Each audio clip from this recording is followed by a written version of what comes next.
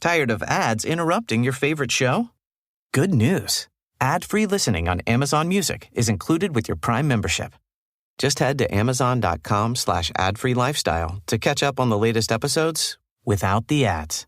Enjoy thousands of Acast shows ad-free for Prime subscribers. Some shows may have ads.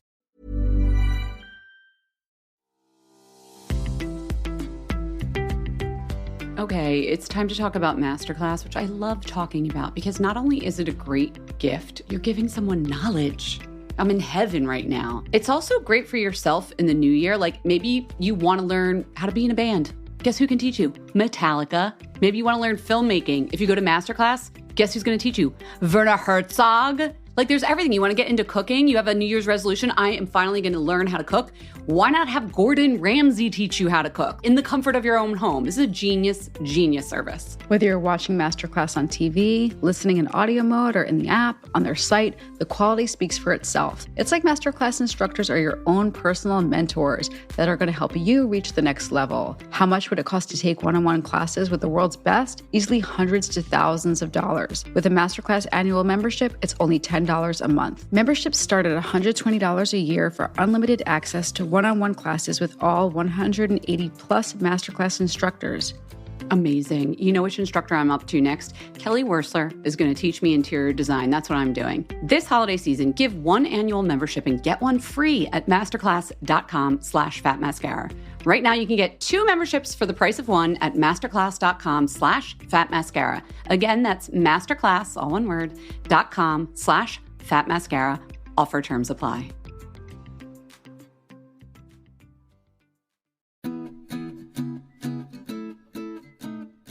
Okay, the name of the podcast is Fat Mascara. Obviously, we, the hosts, get asked all the time about false eyelashes, how to apply them, what's the trick? I mean, they are hard. But you know what I'm doing from now on, Jess? I'm just going to point the people to Impress Press-On Falsies. They're so much easier. You don't even need to learn tricks and steps. They're so easy. Forget tricks. You don't even need glue, Jen. No glue is needed thanks to Impress's innovative breakthrough pre-bonded technology. You just pop the little lash clusters underneath your natural lashes in one easy step. Just press them, and then go. Each starter kit includes a nonstick applicator tool and 20 clusters in both medium and long lengths. And there's different styles, natural, voluminous, spiky. Get one that's right for you. Get yours today at impressfalsies.com/fatmascara and use the code FATMASCARA to receive 25% off all Impress Falsies press-on products. That's impressfalsies.com/fatmascara and make sure to use the code FATMASCARA at checkout. Now everyone can lash.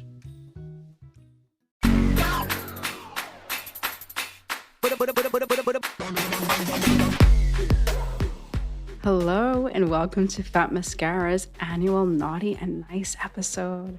I'm your host, Jessica Matlin, with my co-host. I demoted you to co-host. I just got demoted. It just fell out of my mouth. I'll be assisted today by Jennifer Sullivan. I'm here with Jennifer Sullivan, and together we're presenting Naughty and Nice. Cue jingly sound effects. Yeah, exactly. I feel like we're doing a Real Housewives reunion. Jess and I got all zhuzhed up. We're wearing our zhuzh products. We both put on a little sparkles. I keep checking for lipstick on my teeth because I don't really wear red lipstick. And I have to say, this is a full-time job. I can't handle this pressure. Once a year, Jess will be wearing a dark lip. Oh my God. The maintenance is too much. Oh my God. It's too much. It's too much. No, I love it. But it's like, I keep checking because, by the way, now that we're on video on Instagram, by the way, if you don't follow us on Instagram, please do @FatMascara, and on TikTok. We're doing these videos, and because, by the way, everything is visual now. I don't know, we started as podcast hosts, and it was the best job ever because we could be in our sweats with our zit cream and our hoodies and just go off. And now I have to prepare an hour earlier. It didn't take an hour, did it? Yes, it did, Jen. Okay. Ask Jeff. Okay. Well, it's also our special. It's our annual special, so we had to bring it, right? Oh my God. I see my face, and I'm 2 inches away from the screen. I know that my face takes up the entire frame. Just don't at me if you're like, your lipstick's crooked. You talk about beauty. Someone the other day said you had barely any pores. I feel like that's because I have 7 lights on me. It takes a village here, guys. Takes a village to make Fat Mascara I like happen. your dress. I hope people can see your dress in the video. Yes, I'm wearing a little sheer top, or as Eric calls it, he refuses to understand what the sheer trend. I've been doing that a lot this year. He calls it shearling. And I've told him many, many times that shearling is a wool, you know, an animal byproduct. And it's also it's like Uggs or shearling. But he thinks any mesh fabric or see-through really fabric sweet. is shearling. Isn't that adorable? Hashtag men. Uh-huh. So It's like, do you think men always think mascara is anything on your eye? This is like, we need to do a man on the street. We're going to go do a Fat Mascara woman on the street, and we're going to ask a bunch of people. But that's not today. Today is the annual Naughty and Nice special. I think we've been doing this 6 years now, Jess, right? At least. Maybe 7.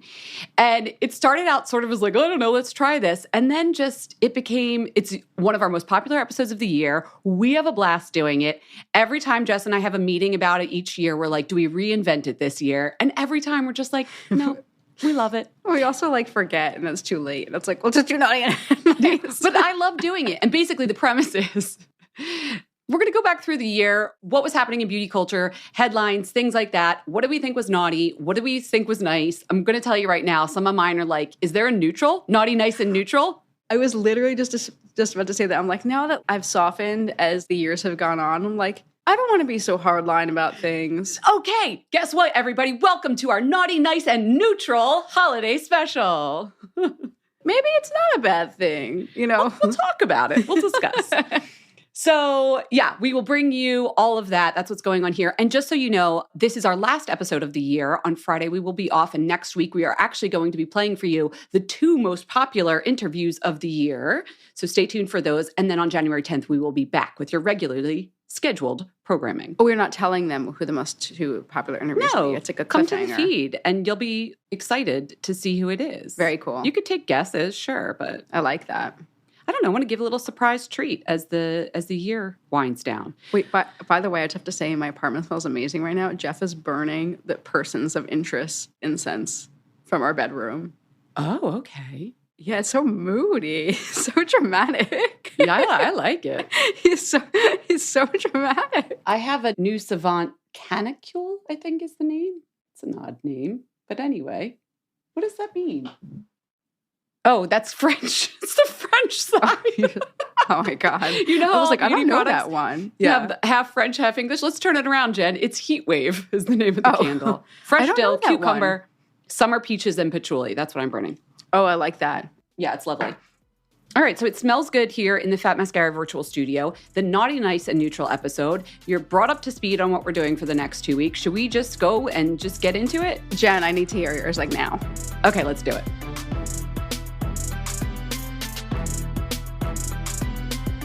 Okay, Jen has asked me to go first. I really wanted you to go first, Jen, but it's fine. All right.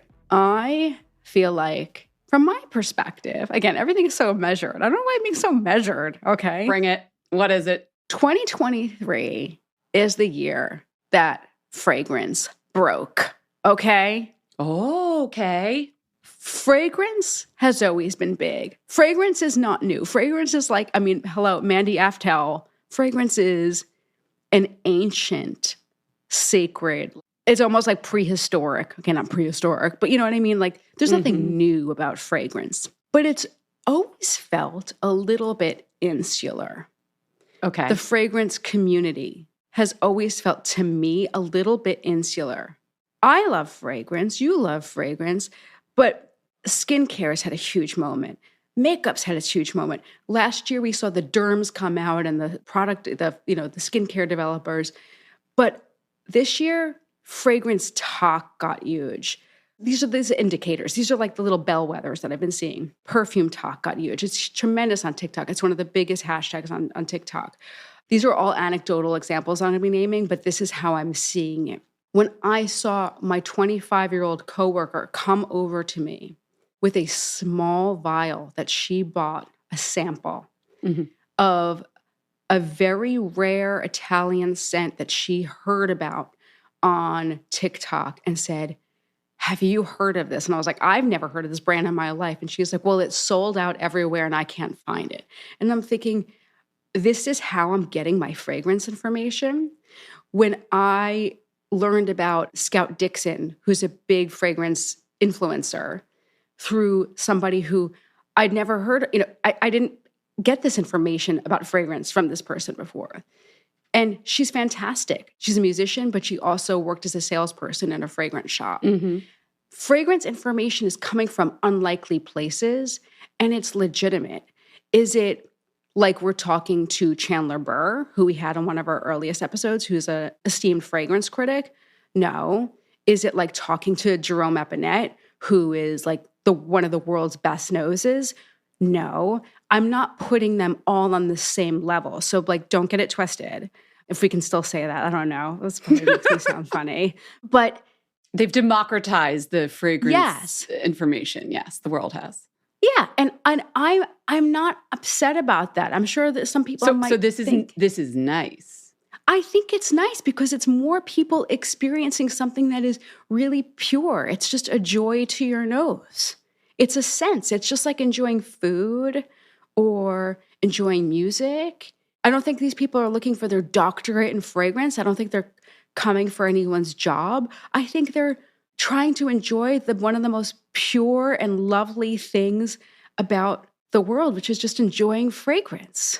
Absolutely. I'm not going to get all analytical here, Science Corner, but do you think it has something to do with the fear of losing your sense of smell from a couple years ago? I don't know. Maybe there's an undercurrent that people appreciate the sense of smell more, because that's what also is happening. I think that's a really beautiful observation. I think perhaps. Yeah.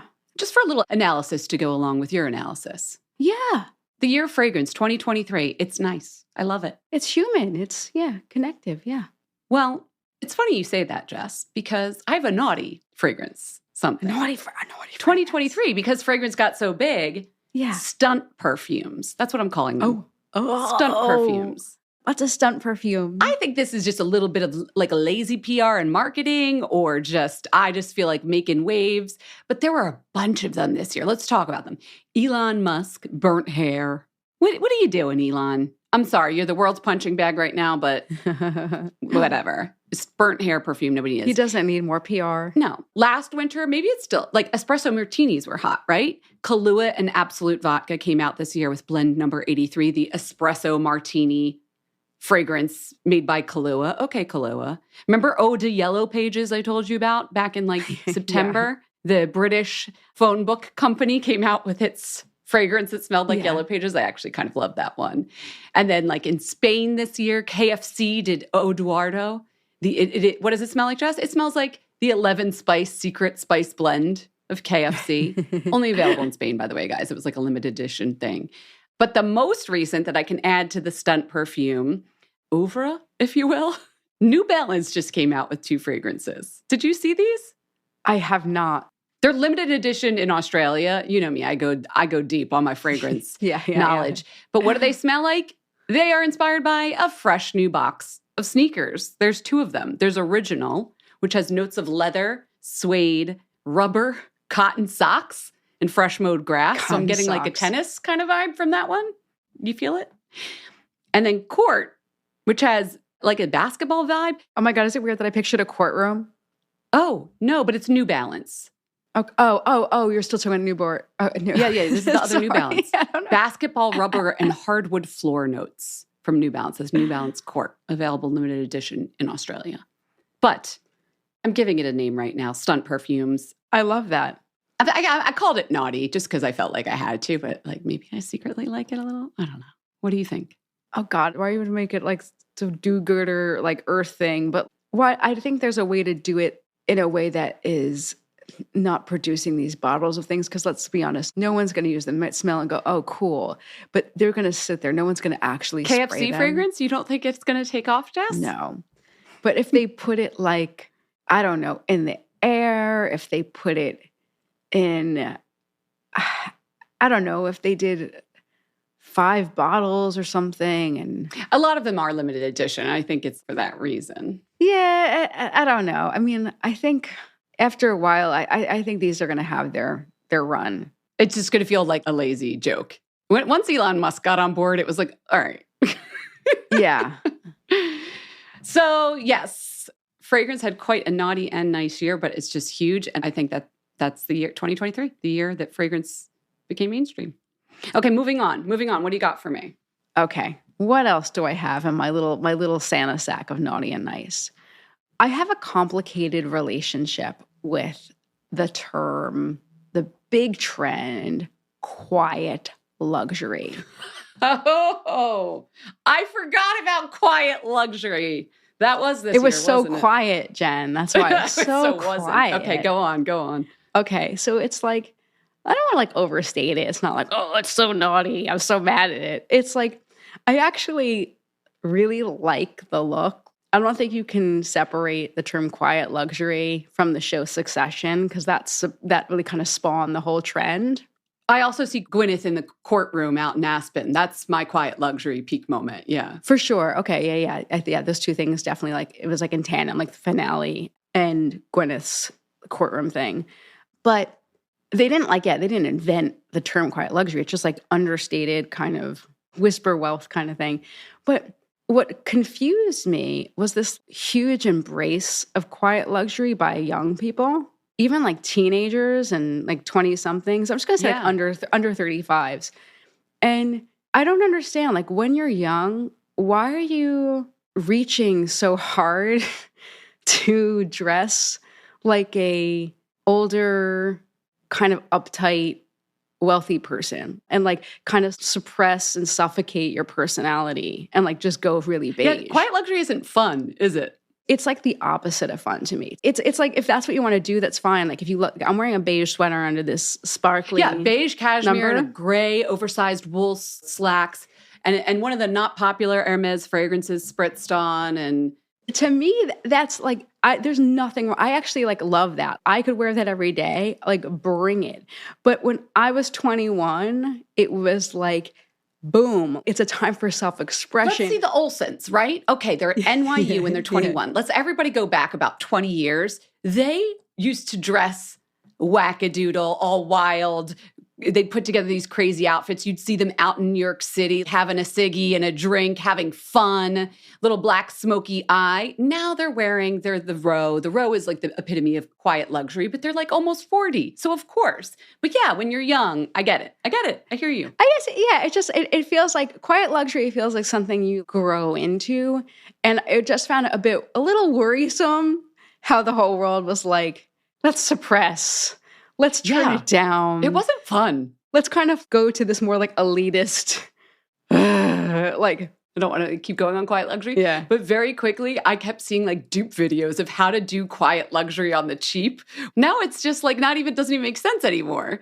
Yeah, I don't know. It felt like a little bit unfun. And I just feel like I don't want to spend 1 second when I'm that young being unfun. So yeah, listen, you do you. I did a lot of things when I was young that I question now. So anyway, I mean, I wore like really ridiculous trying to be grown up things that like, I look back and I just cringe. So also, as a beauty podcast, I have to say, when you're doing quiet luxury, the beauty is just like all about your Augustina Spotter skincare and your fancy comb. Like, there's no fun makeup, it's very quiet. To me, quiet luxury beauty is just like Marvis toothpaste.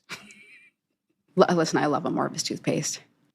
Maybe we shouldn't get too deep into this because it's going to get nice real quick because we're going to find all the quiet luxury beauty products. I'm like, wait a second. I'm like, I love quiet luxury beauty. Quiet luxury beauty is just like classic. Oh, little Chanel hand cream. Okay, we're done. But on that note, let's keep it moneyed. Let's talk money. I'm stealing Jess's business desk for a second. Okay, for slide number over. 3 in our top 10 naughty and nice of the year. Number 3, I'm going to call this nice. Mergers and acquisitions are slowing in the beauty industry. Some would think that might not be a great thing, but here's why I think it's a good thing. Something Leah Yu said stuck with me this year. I've also looked back through all of our episodes to feel like what stood out to me. And she was talking a lot about how if you have investors in a beauty company, you're often beholden to them. You have to make business decisions based on what the investors want. And for years, leading up to the pandemic, but in the pandemic, there were all these beauty companies that Jess and I saw launching that we just knew the person behind them didn't love beauty the way that we did. They were coming in. I'm not going to say it was a cash grab, but they were treating beauty like a consumer goods, like you could plug and play. You don't really have to have it like a philosophy or like a niche or something. You just like straight to consumer. If you do XYZ, you do enough TikTok videos and you did big integrated marketing push, you sell your products. And it worked for a while. But then there was just this flood of brands that we didn't need. That's when all the celebrities were coming in. This was like 2 to 3 years ago, maybe, because that seemed like an easy play. And I had meetings with them. And they were like, here's our beauty. I could just sit down with these people. And I knew they weren't obsessives like our Fat Mascara fam is, like we are. They understood it in like, what is it called? The balance sheet. They looked at it like a balance sheet, not like a culture and like this thing that we love that we're fans of. Yeah. They didn't have that right. Like there wasn't. feeling. They didn't have a heart in it. They looked at it as like, this is doing well, and here's a marketing deck. Like this, here's a white space. Yeah, and so I think when Jess and I were maybe a little bit like we were down on some of the like so many new brands, this influx, which I feel slowing down, and I do like. That's why I'm calling this a nice thing. It was because we saw through it, and it was like, I'm going to tell you right now, I can tell you like that brand's not going to survive because you don't seem as into it as other founders that really, really care. So I know there's a downside to this because actually as of July of this year, venture VC funding for beauty was down more than 50% from the previous year, so from 2022. So that's not great for these indie beauty founders that need that little influx of cash to sort of grow a bit to make it a feasible business. But I think we're going to find a place where it settles out, where they're going to get the VC funding to get to a good place, but not so much that now they're beholden to their investors. All they want to do is sell to I just said Puge. Where did that come from? You look what happens when I get fired up. So I think we're coming to a nice little middle ground here where we're going to see more valuable beauty brands being the successful ones, like value in that, like value to me and you, the consumer and the beauty lover, not just throwing stuff at our face. What do you think? I agree with you. I think that the market has been completely oversaturated. There's so many brands right now, and I don't think that there's a shortage of passionate people who want to start brands. But I think that there were a lot of people, from my perspective, who were willing to invest in brands, but not willing to really see them through. And while I'm not a founder, I've heard from other founders that, and I guess this is pretty customary, and I'd love to hear from our listeners who are brand founders or more deeply entrenched than I am. They want to see a return in an unreasonable amount of time. Mm-hmm. And Jen and I have talked about this recently, like, some of you have popped into the podcast, popped in, have listened. That sounds so flippant. You've popped in, but you've been listening to the podcast, but you might not know Jen and my backgrounds as intimately as like long-term listeners. Jen's a journalist. I'm a journalist. I also am the director of beauty at Moda Operandi, which is a retailer. Retail is shrinking in beauty. A lot of retailers have collapsed recently. A lot of retailers are going through a lot of hard times. You've seen what's going on with Saks. Shen Beauty closed this year. A couple years ago, Faulane, Neiman's has closed doors. Like just everything is shrinking. So with fewer opportunities to show your product, it's just more and more competitive. So yeah, it's a tougher space. It doesn't surprise me. But I think that because of that, we're going to see some things we like in the year to come. Like I'm seeing it as a positive. Like what is it? The wheat and the chaff.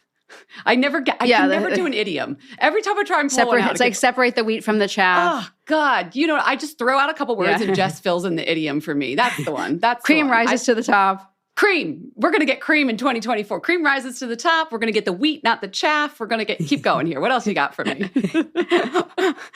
My favorite one is this is a separate related, but it's like all tides. Tides. I knew there was a water one. Oh, yeah, rising like tides, all ships. That's not quite the same thing. It's not the same, but it's not. Yeah, that one doesn't really work with this one.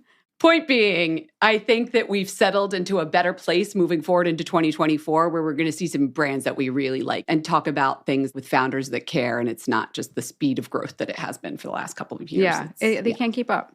Jen, that is the perfect segue. One of my nices is very much related.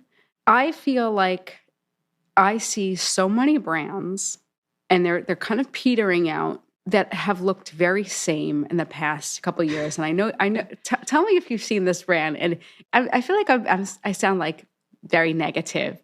It happens. Can you paint a picture for me of the bottle? Okay, just give me an idea. What does this brand look like? X brand. This is a neutral brand, but like you guys know what we're talking about. But I have to preface it because I feel like I'm making fun of a cliche, but I have become a cliche. Okay. A couple of years ago, I would have said like, oh, you know, like those moms and they have their little crossbody bag and they wear their little leggings and the chunky sneakers and the grocery bag.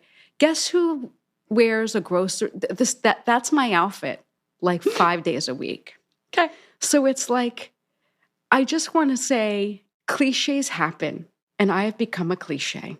Okay. And with that, I just want to, because I need you to know I'm not being nasty, okay? no. Trends happen, trend cycles happen. No, your job is to analyze the trends. Bring it on. Paint this picture We're in a for me. period where it's a brand that has 5 SKUs, and it has like a satiny finish, and maybe it has like one word is the name. Could it be a monochromatic color? It's very monochromatic. Yep. It's very soothing. Mm-hmm. And the color is never bold. It's probably just like a muted, it's not millennial pink because we're not doing that anymore. But instead now, we are allergic. We're lavender, we're pale yellow, we're a terracotta, a forest green. Is there a ferment, Jess? Do we throw in a ferment? Because that's what makes it special. There might be a ferment. Yeah. There might be a ferment. But I feel like we're seeing a lot of those kind of brands. And there's a place for those brands. Those brands sell. Those brands are successful for a reason. There's a big market for those brands. Mm-hmm. But there's going to be a point where we're at saturation point. For these niche skincare-y, like 5 SKUs, and the marketing story is built around one proprietary complex that goes in all 5. There you go. Yeah. And by the way, if anyone is listening and this shit, they think she's talking about brand. I have literally no brand in my mind. I have a couple in my head that I'm picturing as we describe, but yeah, there's not one. Yeah. I'm glad you do because I don't. For me, it's like, it's just seeing a bunch of different brands. Middling. Well, middling sounds pejorative. No, it's like, okay. No, it's just like, it's a trend. It's a moment. It's like saying right now everyone's wearing wide leg jeans. It's like at some point, wide leg jeans are going to reach a point. I should have used a wide leg jean example, not like me as a person. So I'm just saying like it's a trend cycle. Yes. So I feel excited about some things that I'm seeing, and I'm going to name a couple of brands. Ooh, One brand is not new, but I've mentioned on the podcast before, and people are going to laugh because they're like, oh my God, stop mentioning this brand. But like Mooncat is a brand that strikes me as like, this brand is different. It's super weird. It literally says, when you open the box, it says like, welcome home weirdos. It's super strange. Read Emily Sundberg's newsletter the other day. Love her business newsletter. If you're interested in business, it covers like fashion, beauty, culture, everything, food. It's a great newsletter. She hit upon something that I'm definitely noticing that's happening. Brands are marketing with the word weird. There's a brand called... Please see Weird Barbie. Peak of the summer. Yeah. Yes. Exactly. There's a brand called Skincare for Weirdos. There's also a brand called Good Weird. And then I'm actually working with a brand called Baude, Baude. Okay. And they're launching in January. And their whole thing, it's called Disobedient Body Care. And it's all about gender-neutral body care. It's awesome. Really avant-garde fragrances. And it's very edgy, very cool, and very sexy strange. These aren't just the 5 cliche thing we've been seeing for a while. People are pushing the envelope. Brands are pushing the envelope. They're getting a little weirder. They're bringing us something different, something fun. Things are looking up. Yeah, everyone wants to be like, they want to be surprised. They want edge. They don't necessarily, not everyone. A lot of people want soft. There's an audience for everything. Okay, not everyone wants weird, and not everybody wants yoga studio. But I bet there's more of these brands that aren't trying to be everything to everyone and get a merger and acquisition like we just talked about, and are willing to take some chances. And I just got that fragrance brand, Andrea Mack. I know you're going to love it. I have a sample for you. Oh yeah, I saw it on our Instagram. And I'm wearing the fragrance Coven. Hello. Oh yeah, you and Emma were talking about that. Emma Ronan, right? Emma from Perfume Room, yes. But that kind of brand that like, yeah, let's just take it there. Let's just go a little and see if people go with us. I'm excited about Baude. I'm excited about the skincare for weirdos. Let's get weird in 2024, shall we? Yeah, I think people are ready for it. So I'm psyched. Okay, to round out here, we're on number 5, by the way, before we take a little ad break. I think I'm going to pull out the neutral card on this one, if I may. Okay. High-profile women opting out of wearing makeup. How could we not talk about this in the year of 2023? This was one of the biggest beauty stories, right? Jess is excited because she wants to know why I'm neutral now, because I didn't start out neutral, did I? No, I actually wasn't sure if we were going to touch this one. It has been weighing on me since I first spoke about it. I was like, Jen, what is your tension with the attention that Pamela Anderson got for going out and not wearing makeup?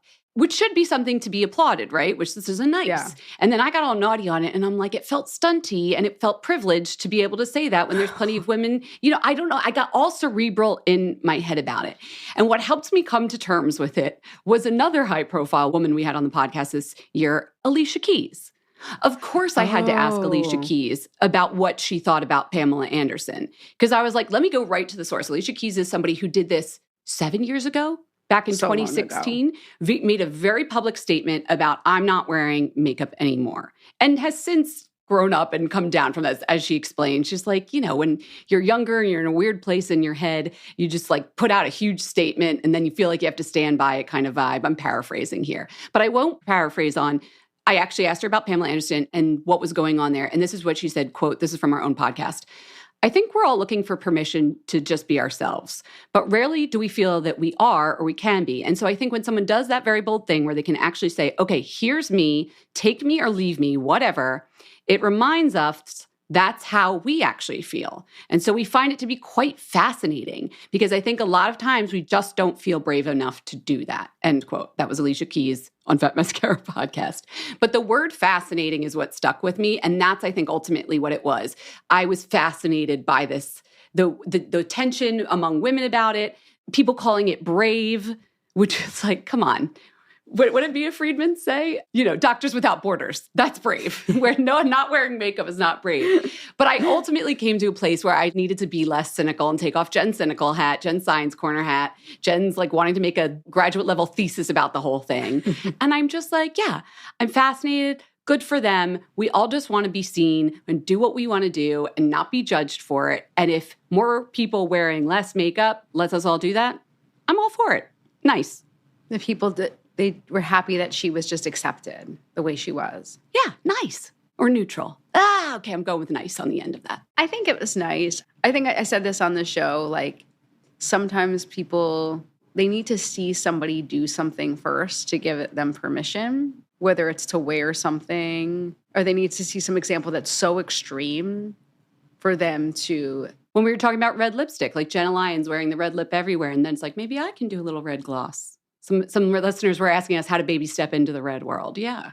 Yeah, they need to see some kind of safe action, and then they have the courage. The courage.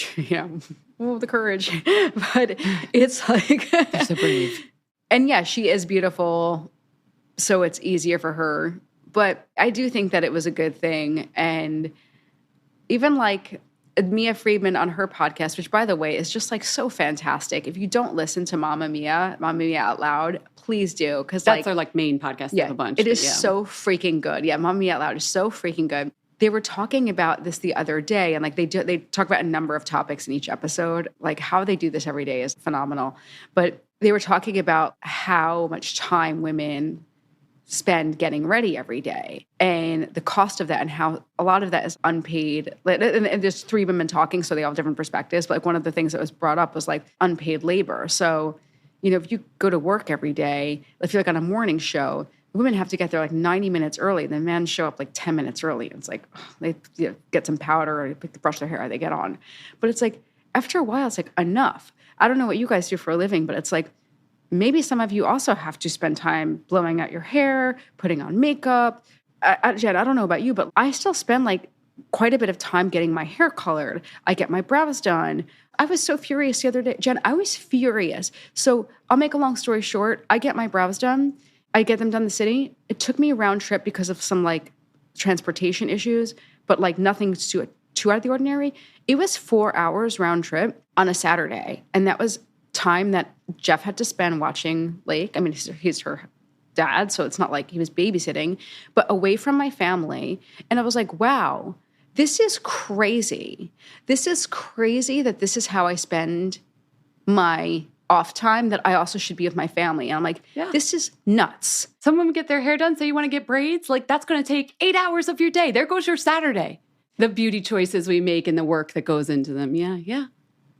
So like, I don't know. Like, I'm happy anytime someone's sort of flipping off the standard, because like, honestly, sorry. I'm getting nice. I'm getting a She's little nice, PC but right your now. example comes to, anytime we can all give each other permission that it's okay to opt out when you want to opt out. And hey, when you want to opt back in, go for that too. We're not going to judge you either. But it's a lot of work, and it's okay to opt out when you don't want to deal with it. You know, she's going to get crap by like some idiot commenter whenever she like shows up somewhere with makeup. Like, oh, that lasted long, you know. Oh, next time Pamela Anderson wears makeup. Yeah. You know what? We're not going to judge her then either. Like, you know what? We change, we evolve. Let the woman do what she wants. I'm going to give more grace to that whole thing. And I think it's time to take an advertising break. Shall we? Shall we?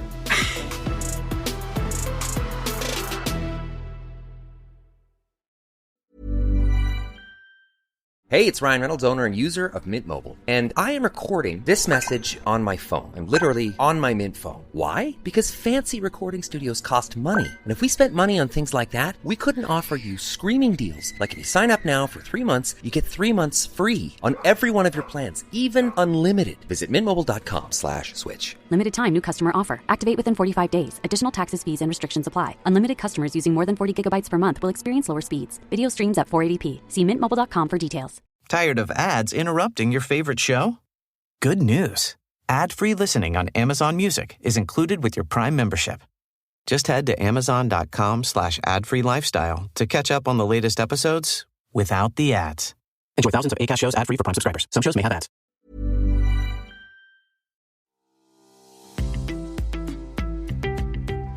Okay, it's time to talk about Masterclass, which I love talking about because not only is it a great gift, you're giving someone knowledge. I'm in heaven right now. It's also great for yourself in the new year. Like maybe you want to learn how to be in a band.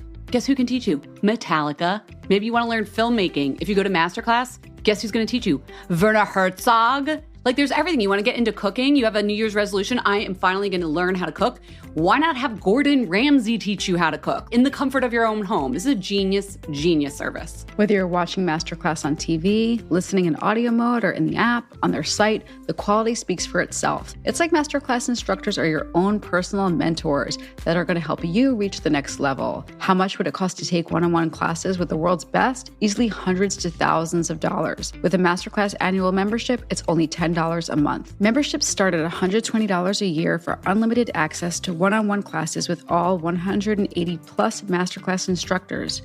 Amazing. You know which instructor I'm up to next? Kelly Wersler is going to teach me interior design. That's what I'm doing. This holiday season, give one annual membership and get one free at masterclass.com/fatmascara. Right now, you can get 2 memberships for the price of one at masterclass.com/fatmascara. Again, that's masterclass, all one word, .com/fatmascara. Offer terms apply.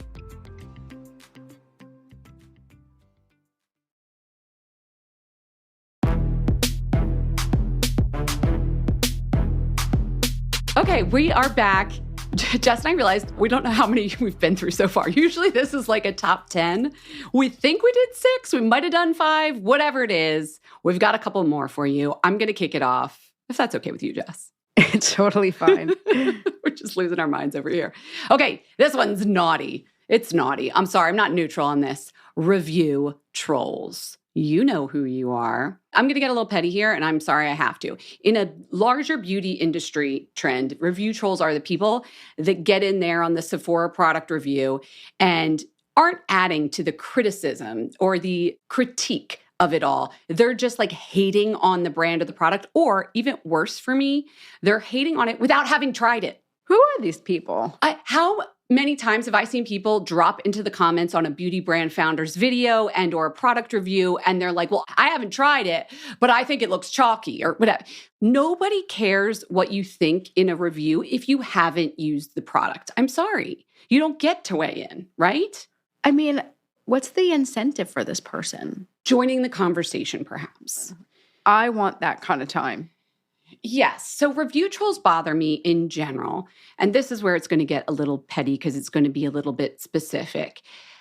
I love getting reviews on our podcast because Jess and I read them all and use them to make the podcast better. If people are like, oh, too many skincare founder interviews in a row, 4 stars, I'm like, you know what? Let me look back. They're right. We got to throw in some other people in the mix. If they're like, XYZ is happening with Jen and Jess, and I've noticed, we adjust. If it's getting stale, we come up with Science Corner or 2024, we're doing it. Unhinged fragrance review of the week. Like, we're going to bring more of that. So we are constantly adjusting. But I have to address, I'm sorry, I'm getting petty. I have to address 3 quick reviews that are of our podcast. One was entitled Trash. I'm not going to say anybody's name. The quote, it's a trash show. These hosts know nothing. Definitely should be canceled at this point. Thank you. Wait, that's our show? Yep, that's on our show. Thank you. Okay. I understand not everybody's going to like us. Not everybody cares about our viewpoint or our analysis of the beauty industry or beauty culture. I get that. But between us, we have 45 years of experience in retail, both of us, on the brand side. Who are you calling 45? No, but I've worked in this industry 20-something years. You've worked 20-something years. You can say you don't like us. That's totally fine. If our personalities are rubbing you the wrong way, you can't say we don't know anything. You just can't. I'm sorry. And also, nobody can cancel us. We make this show ourselves. We're not part of a network. This isn't like NBC and the ratings are low. Jess and I work so hard. We're independently owned. If anybody's going to cancel us, it's us. Okay. This one is from the end of last year. And Jess, just stay with me here. Every time I look, it bothers me and I need to address it, if only for my sanity of my family and everything. Okay, the title of the review was Hypocrites, Get Educated, Please. So this person was listening to our episode where we talked about the word Oriental and how fragrances should not be Oriental. I guess they liked that part of it. And they said, oh, but they pronounced Iran, which is traditionally a part of the Orient, as Iran. That's not how it's pronounced. If you're going to defend the Orient and call for people not to use the word Oriental when speaking about fragrance, try to respect the countries you're going to defend. I know I'm getting petty here, but listen, my ethnicity should not play into this, obviously, but I am Iranian by birth, and I would never call somebody out for mispronouncing a country when they know exactly the country they're talking about and are educated about what goes on there and everything. And I probably shouldn't have addressed this right now, but I just keep thinking about my birth family and their honor, and I'm like, I just need to say, Did I call it Iran? I probably called it Iran. I think we were both talking fast.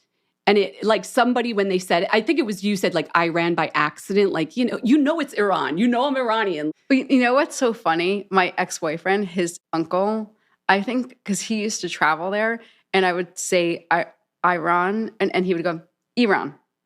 Yeah. Remember when Bush said Iraq, when it was the Iraqi war in 1990s? Yeah. And everybody learned then it's Iraq and Iran. But he would always just he would just correct me immediately after, and then I would correct myself right after. Right. But it was always immediately after I said it. Yeah. And then I would correct myself. So I've had it very clearly in my mind that it's an E, not an I. Yeah. Yeah.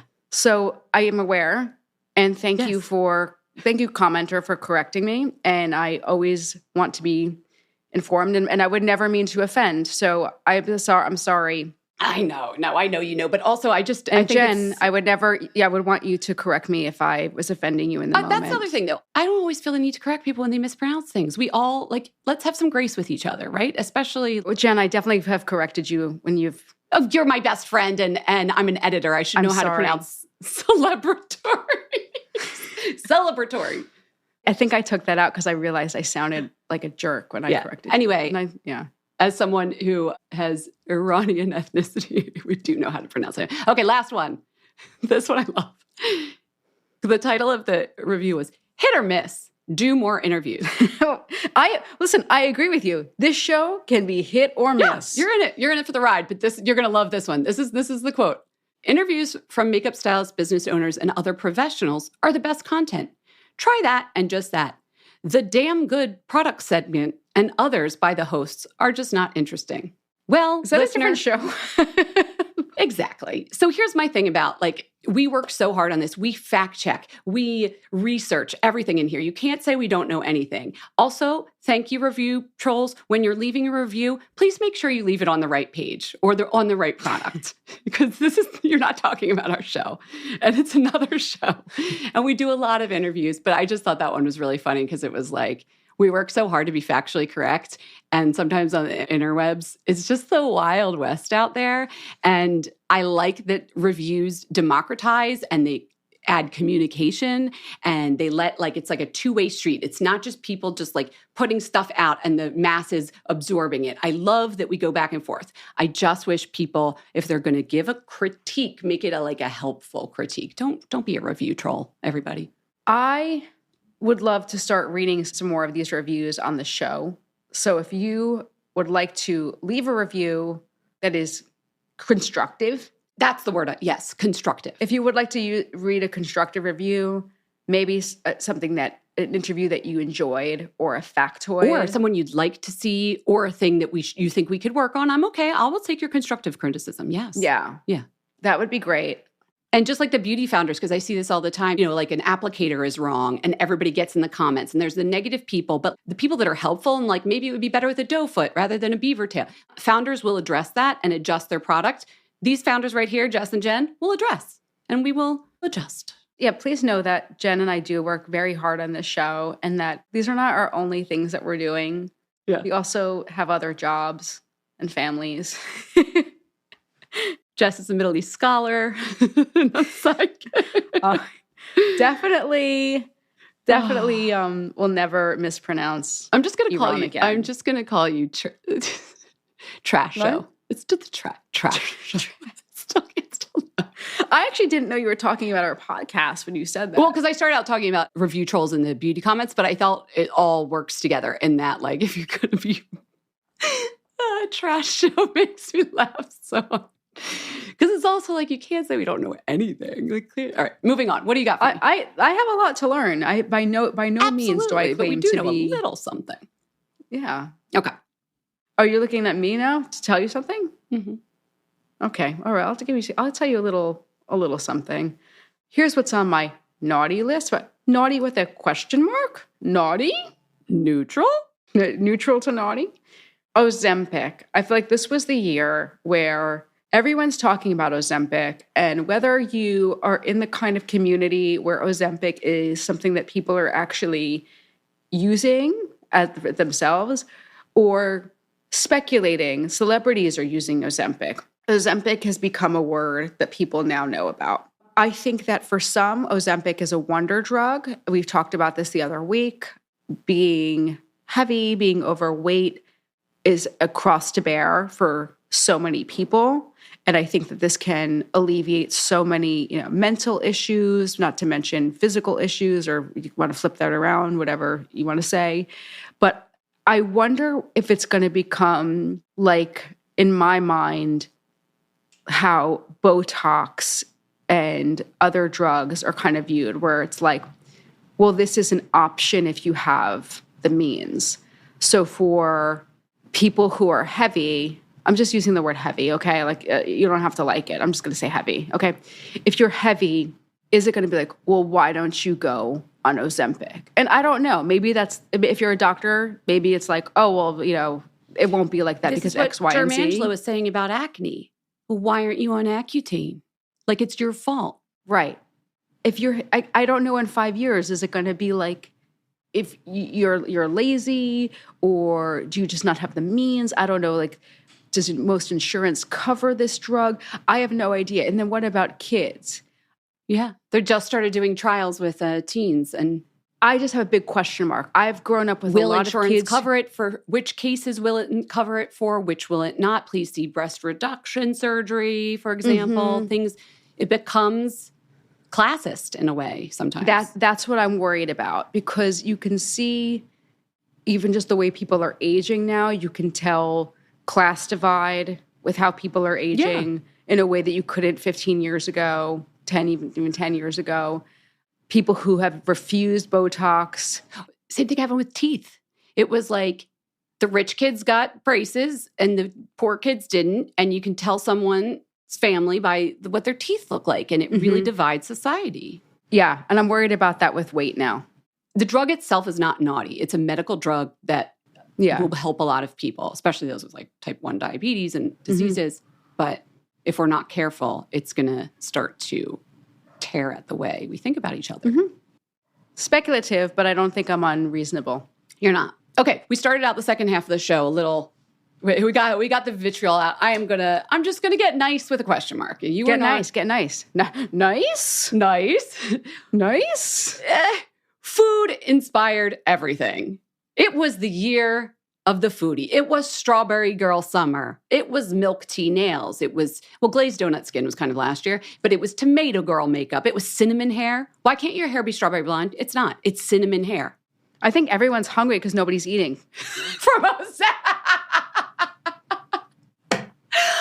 Girl, I literally had my Word doc open and spent a good 45 minutes trying to write out my thoughts on the food-inspired year, and I kept trying to analyze the trend. I'm like, where did it come from? Where did it come from? I have this whole freaking treatise written. Everyone's obsessed with food. Ah, you nailed it. I'm still going to like give you a little bit of some things I heard over the year, the cultural Oh my God, criticism. Jen, there's so much. I don't think we can use any of my video. Okay, sorry. We had to pause there. We just realized. This is why we don't do a full-length video podcast. We just realized Jess has red lipstick all over her teeth. I had red lipstick all over my entire teeth the entire time. Hopefully it wasn't the entire time, but we'll see what happens. No, I think it was the entire time. Wow. Okay. So back into food-inspired makeup. I kind of still want to share some of the thoughts that people were giving on it, but I think you nailed it, Jess. Like, of course, at the moment that a drug becomes more widely known and available that helps you lose weight, that's the year that everybody wants to look like food, right? I spent so much time trying to think about the analysis of this. I was like looking for quotes about why this might be. I have like, truly, I'm not kidding you, a full page of notes that references second wave feminism, consumerism, dehumanization. Oh my God. I went down such a rabbit hole of trying to figure out why this trend was so big in 2023. And you've nailed it. Everybody's hungry. Everybody's on us. Everyone just loves food. I think that's it. I know. And this is the thing. Here's what was different about this year. In the past, the beauty industry for the last 100 years has used food to sell the products themselves. There have been fruit-flavored lipsticks since way back to the 1930s. Oh, I looked into this when I was double-checking this trend. Oh my God. And then I was thinking about like all through the 80s, there was scented body lotions. One of the favorite tanning products, I think Vacation is trying to like bring it back, was the orange jelly. Yep. Body oil, Jessica Simpson's desserts. Remember desserts, the lickable? Of course, you could eat it. So the products were the food. And the spin happened maybe last year, but I think more this year, we became the food. I was about to say, now, what if you could be the food? You are the food. Maybe Nam started it a little bit with dewy dumpling skin, but it became more and more. We just want to be delectable and edible. And yeah, maybe that's because no one's eating because they're all taking Ozempic.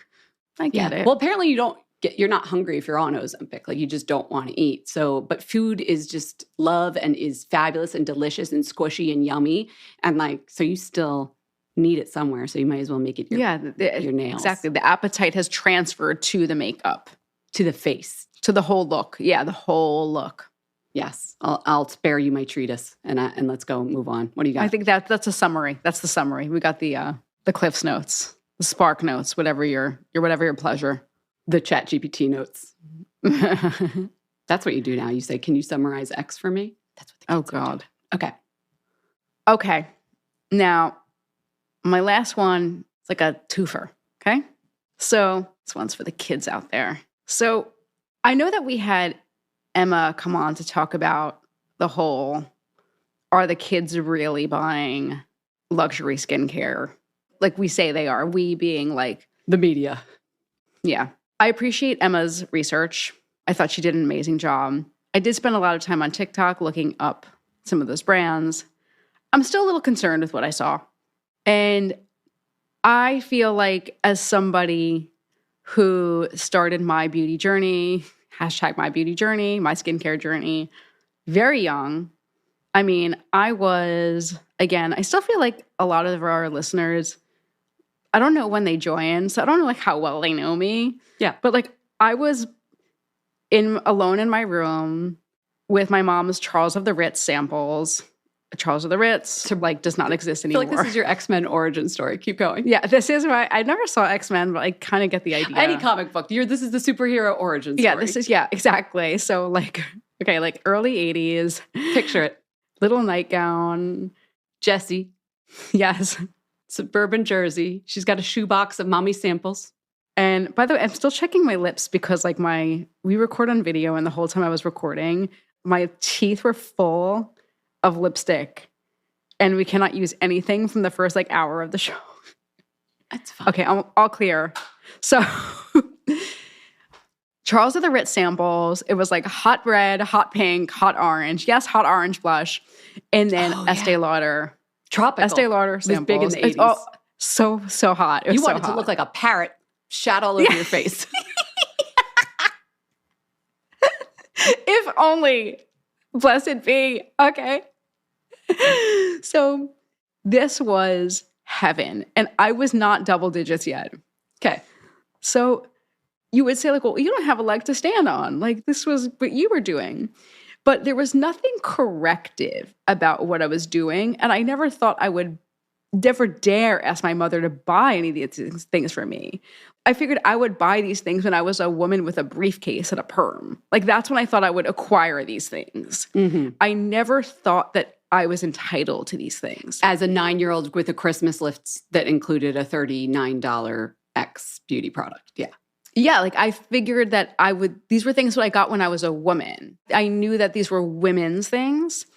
And there was nothing ever corrective. It was like, I want to aspire. And I also thought they were very creative and fantastical. Mm-hmm, mm-hmm. I cannot put myself in the position of anyone who's buying these, any of the children, teens or tweens who's using them. I would never attempt to say they want to feel X or Y. I don't know how they feel. I don't know if they're using them to correct or aspire or create. Or the aesthetic vibe of just like, it's cool Yeah, to use it. I'm thinking like maybe they just love the packaging and they like the way they look in their room. Like Emma was saying. Yeah. The collectability of it. Yeah. I have no idea. But like there's a little kind of like worry in my body that's like, is it a corrective thing? When I was watching those videos, is it because they want to look better? Because they think there's something wrong with them? I don't know.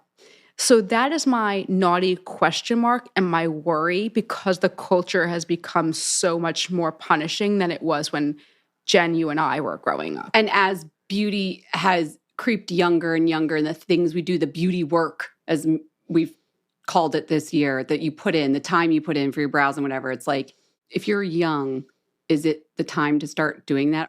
Are we as a society telling young people to start fixing themselves sooner and sooner because this is what's popular? Exactly. I don't think I'm crazy for thinking that these kids might think that this is something that they have to do, that this is part of their routine. My mom thought it was like, she got such a kick that I thought this was funny. Yeah. I thought this was fun.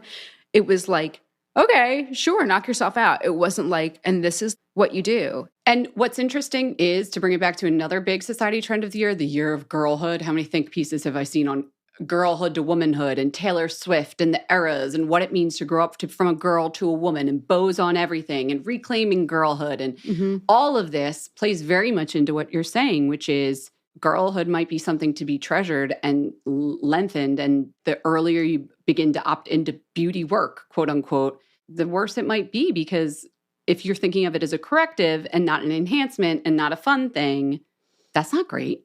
I feel deeply passionately about that. And we actually have a guest planned, I know. And I think we should talk to them about this, about like, how do you, it's almost like when this is a really crazy thought, but like when you start drinking and your parents have a talk with you about like how to respectfully use alcohol and that kind of thing, or having sex for the first time or whatever it is, as you opt into these adult things, I feel like some of these beauty products should come with that chat with your mom or your dad or your parents about, you don't have to do any of this. Make sure you know that it's fun. Exactly. Because I feel the tone I feel about the videos I watched, and again, it's not about Emma's segment, the videos that I watched with my own two eyes, and the impression that I'm getting is like, this is the next step, almost like going to X grade or it feels like this is a step in your life versus when I was playing, it never felt like this was a step. It almost felt like, Look what I found. This is it was crazy. still fun. And now it just feels like work, and they feel like they have to opt in. And if they don't, they're left behind. And it should come with a warning in a way. Yeah. I don't feel it's something that the brands have imposed. So this isn't me wagging a finger at any of the brands. It just feels like it's almost like an undertow that is happening in beauty, and it frightens me. So that's my feeling. That's my naughty question mark. And it also feels a little bit at odds with something that's wonderful that's happening, and that's with a brand like Starface has done, which is celebrated something like acne, and it's like, put a sticker on it. Off you go. So, and then my nice is, you touched on it with like all the girlhood stuff. I do think the Barbie movie has been fun. We got to end on that. That was a huge story this year. Yeah. It's kind of extended, like there's not too much monoculture moments happening where everyone's looking at something. Yeah. It was nice to be part of a thing. Yeah. It was just like playful.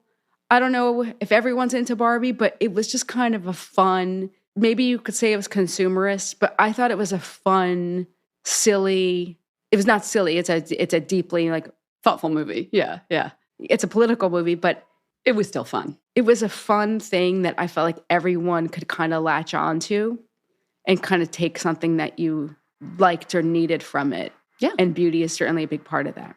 Yeah, the whole Barbie world, as we know. Mm-hmm. Like, I hope you're not listening because you're getting a Barbie head, as you told one of our Yeah. Or she already got it at this point because it's almost 3 years. But on that note, wow, naughty, nice, neutral. I should just call this neutral special this year because I feel like we had both sides of a lot of the trends we saw in 2023. Yeah. But I am putting us, like 2024, I'm excited. I'm so excited to see where the culture heads and to analyze it with you and to keep doing the podcast, this trash show that we're doing because we know nothing. Can't wait to do more of that. For me to mispronounce things, for you to mispronounce things. Oh my gosh. If I had some champagne, but we're recording in the morning, I would be cheersing you to 2024. So Happy New Year, Jess. Happy New Year. Happy New Year to you, Jen. And I want to thank all of our listeners for sticking with us, all of our new listeners. And yeah, you guys are amazing. And I'm so happy you guys are here with us every week. Get your beauty sleep and we'll see you in 2024. Let's do it. We hope you enjoyed the show. It's your reviews and feedback that help us make the podcast even better. Head over to iTunes to rate and review us or email your thoughts to info@fatmascara.com. We also want to answer your beauty questions and hear what products you love. To share a Razor One product review or to ask a beauty question, email us at info@fatmascara. If you send it as a voice memo file, we can even share your voice on the podcast. You can also do that by leaving us a voice message. Our phone number in the United States is 646-481-8182. Thanks so much for listening. Tired of ads interrupting your favorite show? Good news. Ad-free listening on Amazon Music is included with your Prime membership.